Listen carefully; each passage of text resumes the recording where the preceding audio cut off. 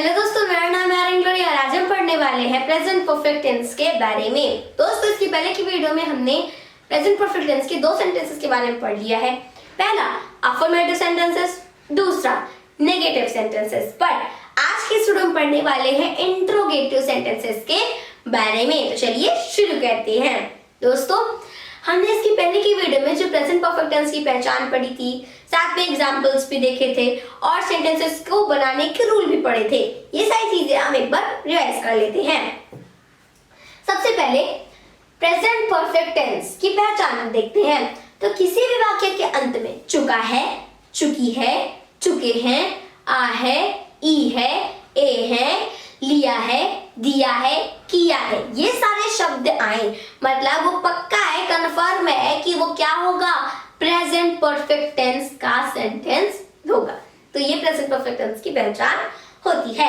अब देखिए, present perfect tense का मतलब होता है यानी कि दोस्तों जो काम फिलहाल हो चुका है, यानी कि प्रेजेंट मतलब वर्तमान, परफेक्ट मतलब हो चुका, एकदम परफेक्ट हो गया है। उसके बाद टेंस मतलब दोस्तों काम। तो यानी कि जो काम वर्तमान में हो चुका है, ठीक है। जैसे कि मैंने आम खाया है, अब आम खाने का काम हो चुका है, इसलिए ये क्या होगा, प्रेजेंट परफेक्ट टेंस का सेंटेंस होगा। अब देखिए, हमने आपको अफर्मेटिव सेंटेंस को बनाने का रूल बताया था। वो रूल होता है, सबसे पहले हम लिखेंगे सब्जेक्ट, उसके बाद हम लगाएंगे हेल्पिंग वर्ब। क्या हेल्पिंग वर्ब में लगाएंगे, हैज या फिर हैव। उसके बाद हम लगाएंगे वर्ब की थर्ड फॉर्म। एक चीज याद रखिएगा, जो प्रेजेंट परफेक्ट टेंस होता है, फिर पास्ट परफेक्ट टेंस होता है, फ्यूचर परफेक्ट टेंस होता है, यानी कि जहां परफेक्ट आ जाए वहां आपको वर्ब की थर्ड फॉर्म यूज करनी है। तो इसलिए दोस्तों हैव के बाद वर्ब की थर्ड फॉर्म लगा देते थे, उसके बाद ऑब्जेक्ट लगा देते थे। नेगेटिव में भी यही होता था दोस्तों, सब्जेक्ट, उसके बाद हैज या फिर हैव। अब बस यही डिफरेंट होता था कि हम नॉट यहाँ पे लगा देते थे, ठीक है, नॉट लगा देते, क्योंकि ये तो नेगेटिव वाला सेंटेंस है, नहीं वाला सेंटेंस है। तो हैज या फिर हैव के बाद लगा देंगे नॉट, उसके बाद वर्ब की थर्ड फॉर्म, उसके बाद ऑब्जेक्ट। फिलहाल हमने अब पढ़ना है क्या, इंट्रोगेटिव सेंटेंस के बारे में हमें पढ़ना है। तो दोस्तों, इंट्रोगेटिव सेंटेंसेस भी टू टाइप के होते हैं। पहला विदाउट डब्ल्यूएच फैमिली वाले सेंटेंस, मतलब दोस्तों जिनमें जो क्या होता है वो सेंटेंस के सबसे पहले हो, जैसे कि यहाँ पर हमने लिख करके रखा हुआ है। और दूसरा डब्ल्यूएच फैमिली वाले सेंटेंस, मतलब जिनमें क्या, कब, कहाँ, ये सारे जो वर्ड है वो सेंटेंस के बीच में रहती हूँ। तो सबसे पहले हम सीखेंगे विदाउट डब्ल्यूएच फैमिली वाले सेंटेंस को हम इंग्लिश में कैसे कन्वर्ट करते हैं। सबसे पहले दोस्तों इसका रूल देखते हैं। तो रूल में सबसे पहले हम क्या करते हैं, हेल्पिंग वर्ब लगाते हैं। कौन सा, हैज या फिर हैव। अब इन दोनों में हमें तो कोई एक ही लगाना है। तो देखिए, अगर कभी भी सिंगुलर सब्जेक्ट होता है, तो वहां पे हम हैज लगाते हैं। सिंगुलर सब्जेक्ट मतलब अगर ही, शी, इट, नेम, ये सारे सब्जेक्ट आते हैं, फिर कुछ और इसके अलावा अगर सिंगल सब्जेक्ट हो तो वहां पर हम क्या लगाएंगे, हैज लगाएंगे। अगर कोई प्लूरल सब्जेक्ट होता है, प्लूरल मतलब आई, वी, यू, दे, तो हम क्या लगाएंगे, वहां पे हम हैव का यूज करते हैं, वहां पे हम हैव लगाते हैं। तो देखिए, सेंटेंस को बनाना तो स्टार्ट करते हैं। इसके बाद आपको पता ही है, सब्जेक्ट लगाएंगे, फिर वर्ब की थर्ड फॉर्म, उसके बाद ऑब्जेक्ट। तो देखिए, फर्स्ट सेंटेंस है, क्या अध्यापक ने पाठ समाप्त कर दिया है। अब देखिए, यहाँ पे क्या तुम्हें पता ही है। अब आगे देखिए, अध्यापक, हमें इसका सब्जेक्ट देखना है। तो अध्यापक मतलब टीचर, और टीचर क्या एक नाउन है, मतलब सिंगुलर सब्जेक्ट है। तो इस तरह से इसके साथ क्या यूज करेंगे, हम हैज यूज करेंगे, मतलब हैज द टीचर। अध्यापक की इंग्लिश क्या होती है, टीचर होती है, तो हम लिखेंगे हैज द टीचर। अब उसके बाद देखिए, सब्जेक्ट भी हो गया, वर्ब की थर्ड फॉर्म लगानी है। पहले वर्ब देखते हैं। वर्ब समाप्त कर दिया, यानी कि समाप्त इसका वर्ब हो गया। समाप्त की इंग्लिश क्या होती है दोस्तों, समाप्त की इंग्लिश होती है फिनिश। अब इसके हम थर्ड फॉर्म देख के तो वो फिनिश्ड हो जाएगा, मतलब यहां हम लिखेंगे फिनिश्ड। अब उसके बाद ऑब्जेक्ट क्या है, क्या समाप्त कर दिया, पाठ, तो यानी कि यहां हम लिखेंगे फिनिश्ड द लेसन। अब जरूरी नहीं लेसन ही हो दोस्तों, यहाँ पे चैप्टर भी कर सकते हैं। तो ये हो गया has the teacher finished the lesson. Next है, क्या तुम्हें पत्र प्राप्त हो चुका है। अब देखिए, तुम्हें की इंग्लिश क्या होती है? यू। इसका मतलब यू क्या है? यू दोस्तों प्लूरल सब्जेक्ट है और इसके साथ हैव का यूज होगा। मतलब यहां हम लिखेंगे हैव यू। अब वर्ब क्या है? प्राप्त हो चुका है। अब प्राप्त का मतलब क्या होता है? रिसीव होता है। और इसके अगर हम थर्ड फॉर्म देखें तो वो हो जाएगा रिसीव्ड। यानी कि यहां पर हम लिखेंगे हैव यू रिसीव्ड। अब देखिए ऑब्जेक्ट क्या है? क्या प्राप्त हो चुका है? पत्र। यानी कि पत्र की इंग्लिश होती है लेटर, यानी कि हो जाएगा यहाँ पे द लेटर। इस तरीके से द लेटर हो गया। अब आगे देखिए, क्या तुमने कभी कोलकाता देखा है? अब देखिए तुमने की इंग्लिश भी यहाँ पे क्या हुई? यू हुई। मतलब इसके साथ क्या लगेगा? हैव लगेगा। यानी कि ये हो गया हैव यू। अब इसमें वर्ब क्या है? देखा है। तो इसकी इंग्लिश क्या होती है? इसकी इंग्लिश होती है दोस्तों सी। और अगर हम इसकी थर्ड फॉर्म देखें तो हो गया सीन। अब यहाँ पे क्या है? कभी भी है। कभी भी ऑब्जेक्ट को अगर हटा दी कोलकाता तो ये हो गया कभी देखा है। तो कभी की इंग्लिश क्या हो जाएगी? एवर। और उसके बाद देखा है का मतलब सीन, तो यानी क्या हो जाएगा? सीन। अब ऑब्जेक्ट क्या है? क्या कभी देखा है? ये कोलकाता, यानी कि ऑब्जेक्ट है, तो यहां लिखेंगे कोलकाता। तो इस तरह से यहाँ पर ये हमारा सेंटेंस बन गया है, have you ever seen Kolkata. तो इस तरीके से फर्स्ट हो गया, सेकंड हो गया, थर्ड हो गया। Come to the next part. तो दोस्तों अब हम देखेंगे डब्ल्यू फैमिली वाले जो वर्ड्स होते हैं इनके कुछ इंट्रोगेटिव सेंटेंसेस। तो देखिए दोस्तों, इनमें क्या होता है कि यहाँ पर जो डब्ल्यू फॉर्म वाले वर्ड होते हैं जैसे कब, कहाँ, कैसे, ये सब सेंटेंस के बीच में आते हैं। तो ये अब हम इनको इंग्लिश में ट्रांसलेट करना सीखेंगे। तो इनका रोल दोस्तों एकदम सेम होता है, बस यहाँ पे सबसे पहले डब्ल्यू फॉर्म वाला जो वर्ड है उसकी हम इंग्लिश लिखते हैं, सबसे पहले वो आता है। उसके बाद हम अपना हेल्पिंग वर्ब हैव या फिर हैज लगाते हैं। ये कहाँ लगाना है हमने आपको बताया ही था। उसके बाद सब्जेक्ट, उसके बाद हम सब्जेक्ट का यूज करेंगे। उसके बाद अगर सेंटेंस में नहीं का यूज है, मतलब अगर नहीं आ गया तो हम सब्जेक्ट के बाद जस्ट नॉट लगा देंगे। उसके बाद दोस्तों वर्ब की थर्ड फॉर्म और उसके बाद लास्ट में ऑब्जेक्ट। तो देखिए फर्स्ट सेंटेंस है वह यहाँ से कब गया है। अब इसमें देखिए कब क्या है? डब्ल्यू फैमिली वाला वर्ड है, तो कब की इंग्लिश हो जाएगी व्हेन। मतलब यहाँ हो गया व्हेन। उसके बाद हैव लगाना है कि हैज। इसके लिए हम सब्जेक्ट को देखेंगे। सब्जेक्ट है वह की इंग्लिश होती है ही। अब दोस्तों ही यहाँ पर देखिए ही, शी, इट, नेम के साथ क्या लगता है? हैज लगता है। मतलब यहाँ हम क्या लगाएंगे? हैज लगाएंगे। उसके बाद अपना सब्जेक्ट जो कि ही है। उसके बाद नहीं तो इस सेंटेंस में आया नहीं है तो नॉट लगाएंगे नहीं। उसके बाद वर्ब की थर्ड फॉर्म। तो यहाँ पे वर्ब क्या है दोस्तों? वर्ब है गया है, तो जिसकी इंग्लिश होगी गो। और इसकी थर्ड फॉर्म देखे तो गॉन।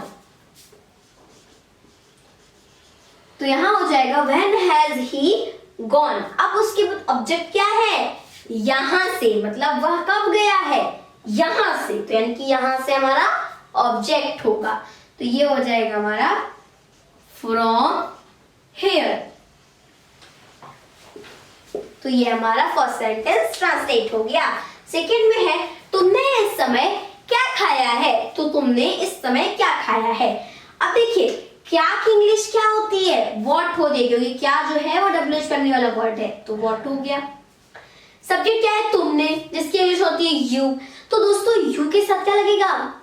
यू के साथ हैव लगेगा। देखिए आई वी यू दे, इसके साथ हैव लगता है। तो यहाँ हो जाएगा व्हाट हैव यू। अब देखिए यहाँ पर क्या लगाना है? हमें वर्ब लगाना है। वर्ब है खाया है, जिसकी इंग्लिश होती है ईट। अगर हम इसकी थर्ड फॉर्म देखें तो ईटन हो जाएगा, यानी कि यहाँ हो गया ईटन। तो यहाँ पे ऑब्जेक्ट क्या है हमारा? इस समय, मतलब यहाँ हो जाएगा दिस टाइम।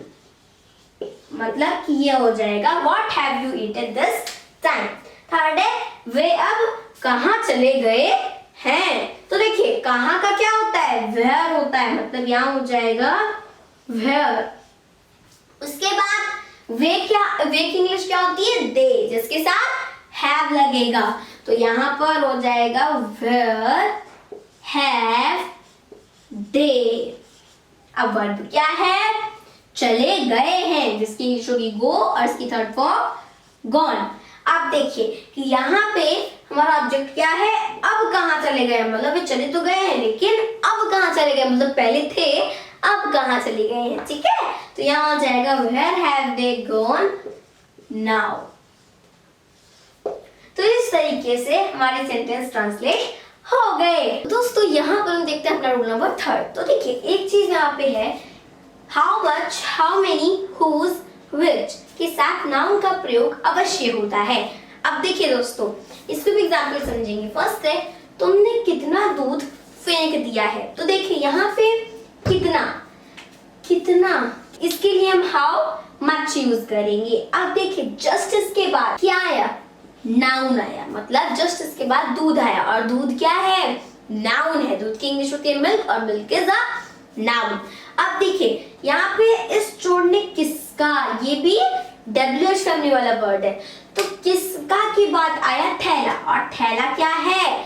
नाउन है। थैला नाउन है। तो यही चीज इसमें बताना चाह रहा है कि how much, how many, was और विच के बाद हमेशा नाउन आता ही आता है, ये चीज कंफर्म है। यहाँ पे देखिए अगर हम इनका ट्रांसलेशन देखें तो हम इसमें क्या करते हैं दोस्तों कि सबसे पहले WH फैमिली वाले की इंग्लिश लिखते हैं, ये चीज हमने आपको बताई है। तो यहाँ पे कितना के लिए क्या लिखेंगे? हाउ मच लिखेंगे, क्या हाउ मेनी लिखेंगे? दोस्तों इसमें बहुत से लोगों को कंफ्यूजन होती है। तो दोस्तों हाउ मच का यूज हम तब करते हैं जब कोई भी थिंग क्या हो? अनकाउंटेबल हो, मतलब जब हम उसे काउंट ना कर सके। और हाउ मेनी का तब यूज किया जाता है जब हम उस थिंग को क्या कर सके? काउंट कर सके, मतलब वो थिंग काउंटेबल हो। अब फॉर एग्जाम्पल किसी ने आपसे बोला जाओ दुकान से चीनी लेकर आओ, तो ऐसा तो है नहीं 1-2 कुंटल चीनी हम ले लाके उसके मुंह पे मार देंगे, नहीं, हम पहले उससे पूछेंगे ना कि कितनी चीनी चाहिए। अगर यही हमें इंग्लिश में बोलना हो तो हम हाउ मेनी शुगर नहीं बोलेंगे, टोटली गलत होगा। हाउ मेनी शुगर जहां बोला जाता है जब वो काउंटेबल हो। चीनी क्या काउंटेबल है? नहीं, उन्हें हम काउंट नहीं कर सकते हैं। चीनी जो है वो अनकाउंटेबल है, शुगर अनकाउंटेबल है, तो हम हाउ मच शुगर बोलेंगे। अगर यहीं पर हमें एग लाना हो तो हम हाउ मच एग नहीं बोलेंगे, तब हम हाउ मेनी एग बोलेंगे, क्योंकि एग क्या है? काउंटेबल है। एग को हम काउंट करके ही लेंगे, चाहे वो जैसे भी ले, तो वो हाउ मेनी एग होगा। तो इस तरह से दूध क्या है? अनकाउंटेबल है, तो इसलिए यहाँ पे हाउ मच का यूज होगा। तो इसलिए ये हो गया हाउ मच। अब देखिए इसके बाद हम क्या करेंगे कि ये जो हमारा ऑब्जेक्ट है कि दूध क्या है? हमारा नाउन है, ऑब्जेक्ट है, कुछ भी है, तो इसके हम क्या लिखेंगे? इंग्लिश लिखेंगे। तो इसकी इंग्लिश हो गई मिल्क। तो ये हो गया हाउ मच मिल्क। अब उसके बाद हमारा सेम वही रूल रहेगा, हैज लगाएंगे कि हैव लगाएंगे, ये डिपेंड करता है हमारे सब्जेक्ट पे। तो सब्जेक्ट है तुमने, तुमने की इंग्लिश होती है यू, यू के साथ हैव लगाया जाता है, तो हैव हो गया यू। अब वर्ब क्या है? फेंक दिया है, तो इसका होगा थ्रो, और इसकी थर्ड फॉर्म लगाएंगे तो थ्रोन, यानी कि थ्रोन अवे। तो यानी कि यहाँ पे हो गया how much milk have you thrown away, तुमने कितना दूध फेंक दिया है। इस चोर ने किसका थैला चुराया है। अब देखिए किसका की इंग्लिश क्या होगी? हुज होगा, यानी कि हम लिख देंगे हुज। उसके बाद क्या आएगा? थैला, थैला की इंग्लिश होती है बैग, तो हुज बैग। अब देखिए उसके बाद यहाँ पे हमारा जो हैज लगेगा कि फिर हैव लगेगा, तो इसका मतलब क्या होता है? तो इसका मतलब होता है दिस, और this is a singular subject, मतलब इसके साथ हैज लगेगा।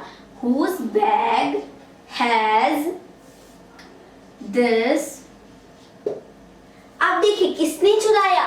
चोर ने चुराया, मतलब यहाँ पे होगा whose bag has this, this चोर, यानी कि यहाँ पे देखिए इस चोर लिखा हुआ है ना, तो इसका हो जाएगा दिस थीफ, मतलब कि यहाँ पे दिस थीफ ऐसे हो गया। अब दिस थीफ, अब क्या किया उसने? चुराया है, चुराया है वर्ब हो गया, तो इसकी अगर हम थर्ड फॉर्म लगा करके इसको इंग्लिश में ट्रांसलेट करेंगे तो वो हो जाएगा स्टोलन, यानी कि यहाँ हो जाएगा थीफ इज स्टोलन। ठीक है, तो इस तरीके से whose bag has this thief stolen, मतलब इस चोर ने किसका थैला चुराया है। तो यानी कि हमारे जो थर्ड वो भी हमने देख लिया। साथ साथ इंट्रोगेशन सेंटेंसेस यानी कि प्रश्नवाचक वाक्य प्रेजेंट परफेक्ट टेंस का होता है कंप्लीट। तो मिलते हैं अपनी अगली वीडियो में, तब तक के लिए मेरे सभी दोस्तों को मेरी तरफ से जय हिंद, जय भारत।